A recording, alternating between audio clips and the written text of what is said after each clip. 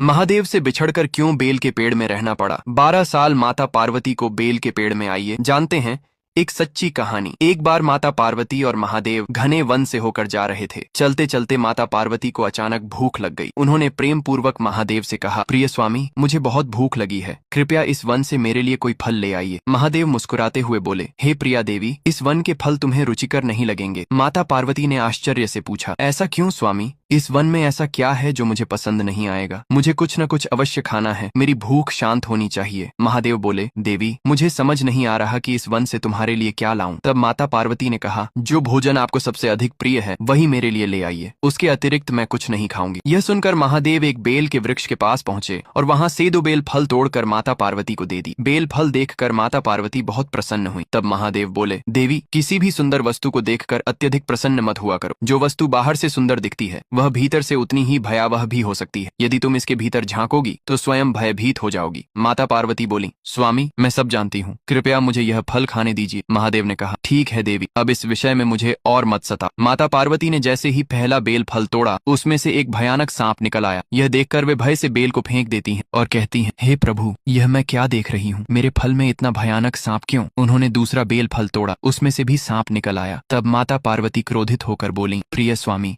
मैं जानती हूँ आप अत्यंत शक्तिशाली हैं, परंतु भूखे व्यक्ति के साथ इस प्रकार का मजाक करना उचित नहीं है। महादेव शांत स्वर में बोले, हे देवी, यह सब मैंने नहीं किया, यह तुम्हारे प्रिय पुत्र गणेश का किया हुआ है। माता पार्वती ने आश्चर्य से कहा, परंतु गणेश तो मेरे साथ नहीं है, उन्होंने ऐसा कब किया? तब महादेव बोले, देवी, यह बेल का वृक्ष पहले फल नहीं देता था। इसने एक बार तुम्हारे पुत्र गणेश से वरदान मांगा था कि यदि इसमें बेल फल लगे तो यह उनके लिए व्रत करेगा, परंतु इसने अपना व्रत पूरा नहीं किया। इस कारण क्रोधित होकर गणेश ने इसे सांप बना दिया। यह सुनकर माता पार्वती बोली, स्वामी, मैं अपने पुत्र गणेश के लिए व्रत करूंगी ताकि यह वृक्ष अपने शाप से मुक्त हो जाए। महादेव जोर से हंसते हुए बोले, हे देवी, केवल व्रत करने से यह शाप मुक्त नहीं होगा। इसके लिए तुम्हें 12 वर्षों तक इसी वृक्ष में वास करना होगा और इस दौरान तुम्हें इसके पत्तों के अतिरिक्त कुछ भी नहीं खाना होगा। माता पार्वती ने दृढ़ स्वर में कहा, मुझे यह स्वीकार है। तब महादेव भावुक होकर बोले, देवी, तुम्हारे अतिरिक्त इस धरती पर कोई भी यह तपस्या नहीं कर सकता। तुम स्वयं आदि शक्ति माँ दुर्गा हो। तुम समस्त जगत के दुख और कष्ट अपने ऊपर लेकर उनका आण चुकाती हो। यह कहकर माता पार्वती उस वृक्ष में समा गईं। महादेव उस वृक्ष के नीचे बैठकर तपस्या करने लगे और करुण स्वर में बोले, मेरी अगली कथा देखने के लिए लाइक और सब्सक्राइब करें।